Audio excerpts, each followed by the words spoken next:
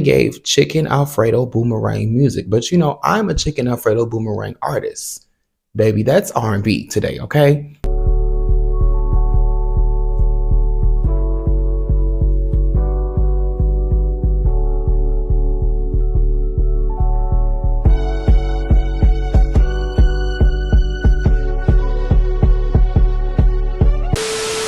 YouTube, what's up, baby? It's your favorite antisocial extrovert, your favorite awkward black boy, back at it again at the Diary of Dupree. I know it's been 2 weeks.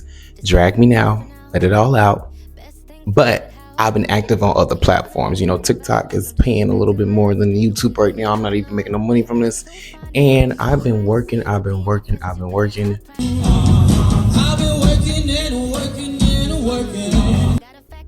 No pun intended, because I just did like 2 shows last week, and one of them I was doing a tribute to The Color Purple.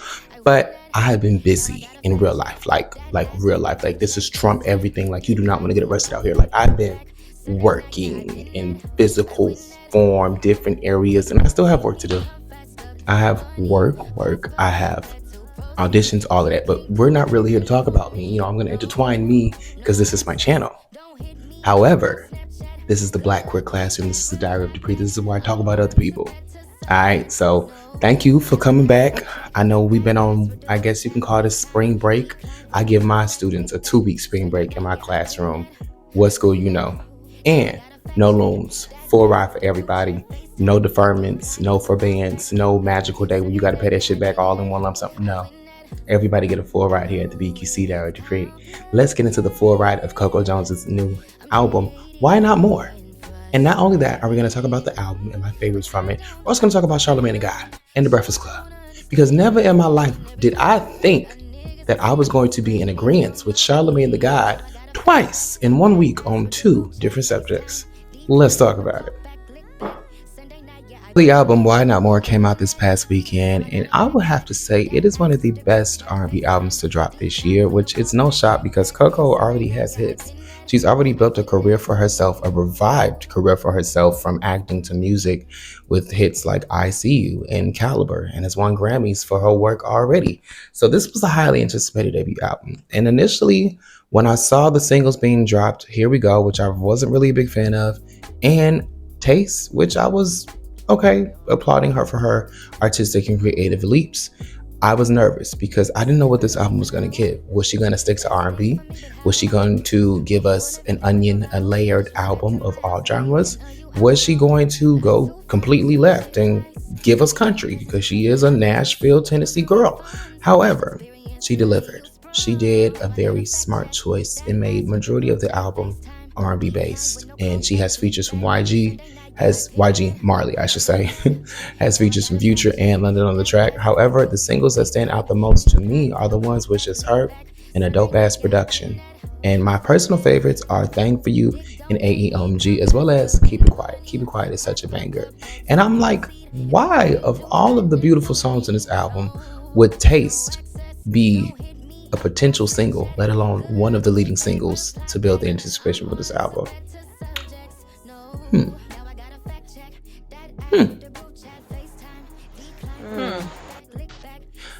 Okay.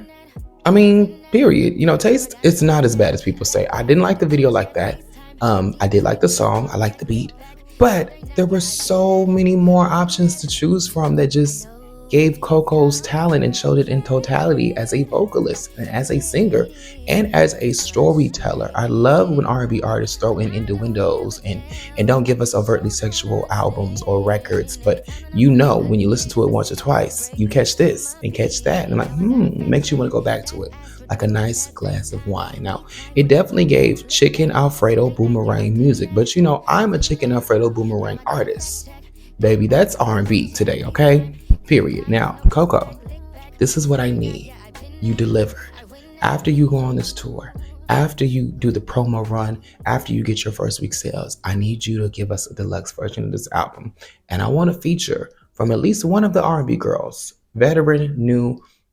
Everybody does Summer or SZA. Let's give Summer or SZA a break. They both on tour. They both about to drop their own projects. I want to see you get in the booth with Kelly. Price or Roland, pick your poison. Either one is gonna work. I want to see you get in the booth again with Brent because I love the track that you and Brent have together. You guys have really good chemistry in the booth. I don't know if y'all made that song together or not, but I want to see you get in the booth with some R&B girlies or girls, even Duran. You and Duran would eat the chemistry y'all would have. You and Kiki Palmer, two big personalities, one big ass studio, two loud ass voices, a nice R&B beat. Go crazy. You can't go wrong with that, boo. I love that for you. So I'm very, very breathing, relieved to see that you delivered on this album. Because girl, I was a little nervous with the state of the world, the state of the industry, and the state of R&B. It's scary out here for us bitches, even the most accomplished bitches like yourself. And I know Bel Air is on its last season, so I'm glad to see that you're still working and not just leaning back on the bookings and getting in the booth and building your own table, as Beyonce says. And I always tell artists and actors, when you're especially an actor, you know, however long you're on set, however big the project is, whoever's name is on the order of the call sheet, that's beautiful. It does build your brand. However, whenever you sign on to do a TV show, a theater production, theatrical production, a musical, if you're not an EP on said production, musical, TV show, you are building into somebody else's brand more than you are building into your own. So always carve out that time to build your own brand, your own LSC, a business, an establishment, as Tokyo Tony says, period. Now I want to transition from talking about the music itself to talking about the rollout or lack thereof. And I kind of am gagged to hear myself say this, but Charlamagne the God was in the right when it came to the message. However, his execution and timing wasn't the best, but I feel like he knew exactly what he was doing when he called out her team on live in the interview as they were recording. Not more. I'm gonna tell you right now, Def Jam don't care about you. Oh, and I'm Jesus gonna tell you Christ. why. I'm gonna tell you why. They sent your album at 7:44 a.m. this morning. And I said, no, we should cancel the interview because it's not fair to you as an artist, and it's not fair to us as hosts. And because you know you're sitting here now, and then you know people will be in your face talking to you about everything except for your music, and people will wonder why. Why are they always just focused on the mess? Why are they talking about everything but our music? It's because your label didn't send it until 7:44 this morning. We're doing a show. Who got time to listen to the album? I hear you. So yes, that's the reason why. That was the holdup. So I don't know what the label told you, but that was the reason I was like, you know what? Let's cancel the interview. Dang, so you still want to do it? Yeah, we're doing it now, but I just like that. Lauren did a crash listen to the Well, album. baby, that's why I was rushing for these papers, okay? Yeah, Because I am a fan. I do feel like you deserve your moment, but it went down how he said it went down. Yeah, So we're I didn't get a chance to listen to it. Envy, that's why Envy left. Envy was like, I ain't listen to it. I'm not gonna do it like that. And he didn't say cancel. He said reschedule. He Yeah, didn't just reschedule. say Yeah. cancel. Yes. He was like, we should reschedule it because that's not fair to either It's party. not. You don't think? I don't think it's fair to you at all. I mean, I hear what you're saying. I definitely feel like I would want y'all to hear it if y'all would want to ask me questions about it. I also know though, like, I only got the right now. You know, I'm going on tour right after I drop this album, so I do want to still talk about it, and I can share what I know, True. and y'all can listen to it when you get to listen to it. Okay. But also, I love my label. They do have my back. Let me say, I feel they I need to gotta do speak better for by my you. team. They need to do I'm better not by gonna let you just say that. They didn't until 7:44 this morning. Okay, This is a well, radio station. I gotta say, You're an artist. I love my label. They be doing right by me. But she only doing what I would do if somebody talk about one of y'all. I'd be like, what? Like, don't do didn't. that. Now that's a goddamn lie. I will step up for y'all now. Same. Well, we're here. Hi. Hey, y'all. How you feeling? I'm feeling good. I'm feeling good. I'm happy to be here. Debut album. Yeah. But like I feel like your music has been so big, but this is your technical first album. Yeah, it is my first album ever, which is weird though because I feel like on one. Because Charlamagne knows what is good shock value. Charlamagne knows what would bring the Breakfast Club clout for the attention. How do you think the Breakfast Club got to where they are? By being modest, by not making bold choices, by not having controversy sprinkled into every single segment of theirs. He knows what's up. He's a veteran.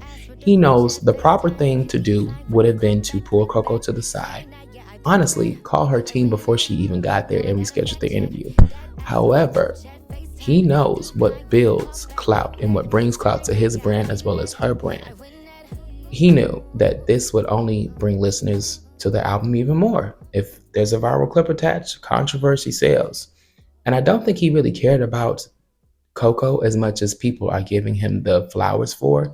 He cared from a frustrating aspect as a journalist and as a reporter and as an interview, because every reporter, no matter how minuscule their reporting talents or skills may be, they want their sources. They want to be educated on who they're interviewing so they don't look bad, so they don't look like they're bad at their job. If I was to receive an album 2 hours and expected to listen to it for a morning interview, you best believe I would have put a DJ Envy. I would have put a DJ Envy myself and reschedule. Charlamagne, the proper thing probably would have been to reschedule the interview, just like DJ Envy did, especially because you guys are a tag team. You know, y'all like Naomi, Jade, and Bianca, except we missed Naomi and Jade and Bianca in the interview. y'all should have just rescheduled her interview, especially after listening to how good this album is. However, you chose the controversial route, which I'm not surprised because it is the Breakfast Club. I mean, they're synonymous with unpopular opinions, controversy, and sometimes, on very rare occasions, holding people accountable when they need to be held accountable. Which is why I'm gagged to say again, I agree with Charlamagne the God on his viewpoints on the whole Shannon Sharp situation from last week. Never in my life would I thought I would be agreeing with CTG, of all people, of all the journalists, of all the bloggers, twice in 1 week. But yeah, I definitely did. And I do think Coco's team needs to have a conversation. Sometimes teams hate their artists. Sometimes, just like in today's work industry overall, some people don't want to do their jobs to the fullest extent. People are burnt out. Everybody getting fired. Everybody's taking on 3 jobs for one person. I can see how it looks like her team does not like her. I can see how it looks like her team or her label isn't completely pouring into her. And mind you, I've met Coco. I've met 2 people from her team. They are very sweet people. However, sometimes your team misses the ball no matter how sweet they are. And I didn't really hear much of a roll-up for this album. I haven't seen her do a lot of press interviews for this album. I mean, she came to my job and did a press interview for her single release with Future. But when it came to the album overall, I didn't see much about it. And that's not normal for Def Jam's artists. Like the ones that got at the top, they get promoted. But some of the B-list or C-list artists, good luck, Charlie. But I'm glad to see that this didn't impact the quality of music that she's putting out, because it is a really good album, y'all. This is one of the best R&B albums I've heard this year alone. And I'm excited to see her on tour, because you know an album is good when you're really getting those ticket sales coming in, when you can convince a person to spend their money and time on you to go see you do your doom cha cha in this bitch. Now, Coco, I love you. You're gorgeous. And I met you. You're beautiful. I don't want to hear taste. I don't want to hear it. Bitch, I need you to open up the thing with Thing for You and AEOMG. Baby, them records are bops. Like, those are your next singles. And I want a deluxe version. I need a Kelly, a Kiki, a Brent, a Duran. I want some more R&B features on the deluxe version of this album. And you can really sing. So it ain't like you intimidated by none of them girls. You can really give a Jasmine Sullivan feature. I would love that. Mooney Long. I would love that. There were so many ways you could have taken on the feature route, but I don't know the budget. I don't know the background. But there were so many other artists who I would have loved to see on this album. But I understand it's your moment. It's your debut. Do your thing. And you did it. So I'm very excited for you. CTG was right.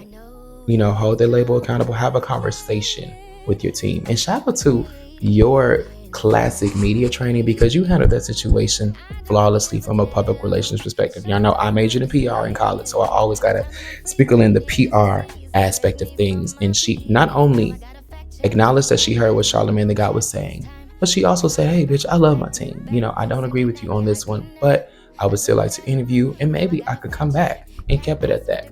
Now, whatever happened behind the scenes is what needed to happen behind the scenes, which is what Charlamagne the God should have done. But we here now. It only built more anticipation for the album. I'm pretty sure it only brought the album more streams because controversy sells. But from a PR perspective, Coco knows what's going on. She is a Disney girl. And them Disney artists, no matter how crazy shit gets for them, they do remember that training that they received. And it does help them in the long run, for real. And so I'm just excited for Coco. I'm excited for all the Black women in the industry. I want Normani to make us another album, honestly. It would have been nice to have a Normani feature on this album. Would have been out of the box, honestly, because I wouldn't necessarily call Normani a vocalist like Coco Jones is a vocalist. But I feel like a visual for that would have been cute. Would have been hot. It would have been interesting to see where those two girls meet in the middle on a feature. Because I was not expecting Brent Faiyaz and Coco Jones to have the chemistry that they had on the single that they had on his so-called retirement album, even though he'll be back. I'm just happy for her. You know, keep going. I'm coming to see you. I'm going to get my coin together. Times is hard. Beyonce Knowles is going on tour starting today during the recording of this video. And y'all been catching her slipping rehearsing, even though I think that Beyonce just been playing the music full blast at the stadiums and distracting y'all from what she's really rehearsing, because she's much smarter than that. And I would have never thought I would say this, but Miss Tina Knowles is rehearsing. Going on tour too at the same time as her daughter. And I'm not gonna lie, I'm a little bit more excited to see Miss Tina than Beyonce. I'm sorry.